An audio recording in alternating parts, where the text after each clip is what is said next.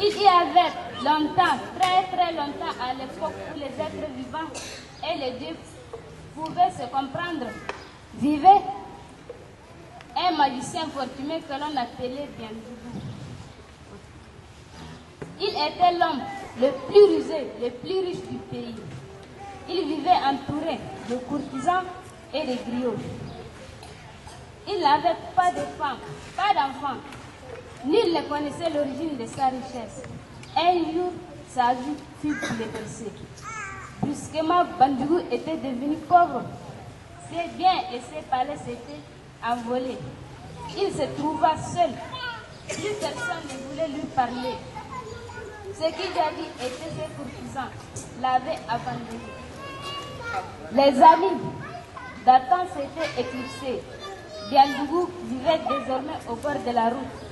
Il réfléchissait et élaborait des plans de l'espoir de retrouver sa fortune.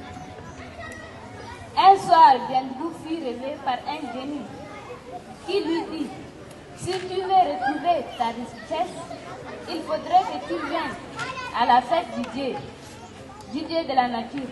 Elle aurait lieu dans 7 jours au pied de la falaise des ancêtres.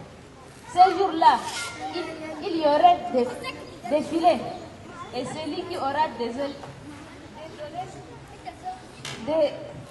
endossé le vêtement le plus extraordinaire sera récompensé. Le génie disparut dans une nuage avant que Biendougou ne puisse répondre. Cette nuit-là, il ne dormit pas. Le lendemain, de bonne heure, Biendougou décida d'aller rendre visite à Diamba Diop, le paon, connu pour son élégance.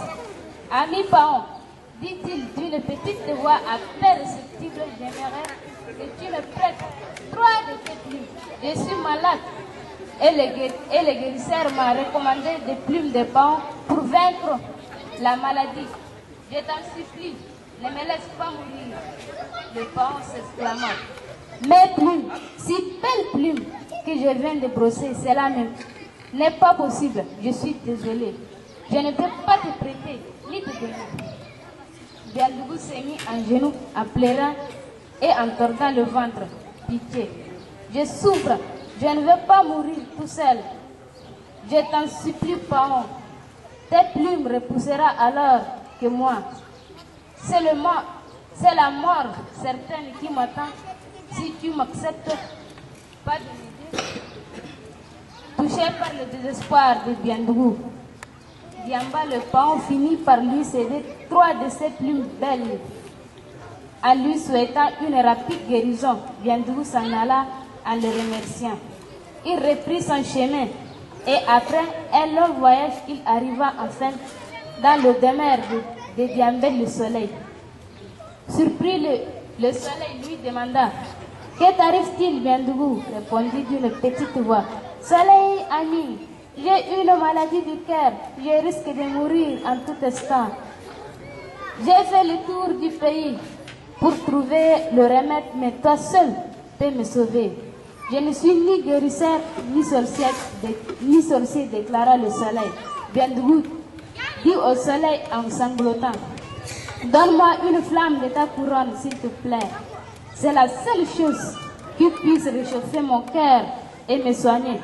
Le soleil s'exclama à son tour: ah non, je ne donne jamais un rayon de mes couronnes.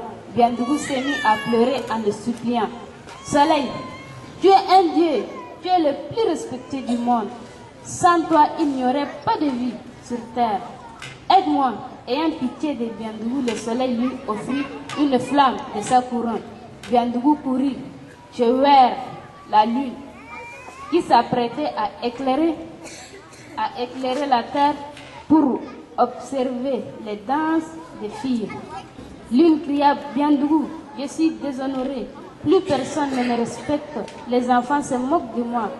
Je préfère disparaître à jamais pour ne plus subir des collivettes. Que puis-je faire pour toi? Demande la lune. Je voudrais avoir un peu de ta blancheur pour mes cheveux. Je serai ainsi considéré comme un vieillard et plus personne n'osera se moquer de moi.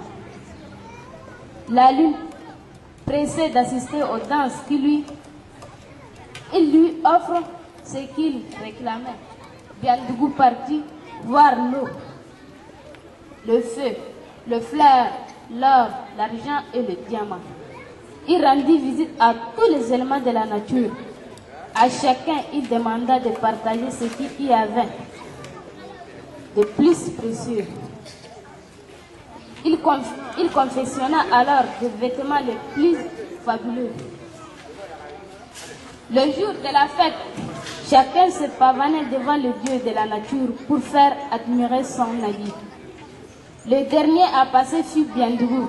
Dès qu'il se présenta, la foule l'ovationna. Tout le monde s'émerveillait de son habit d'apparat.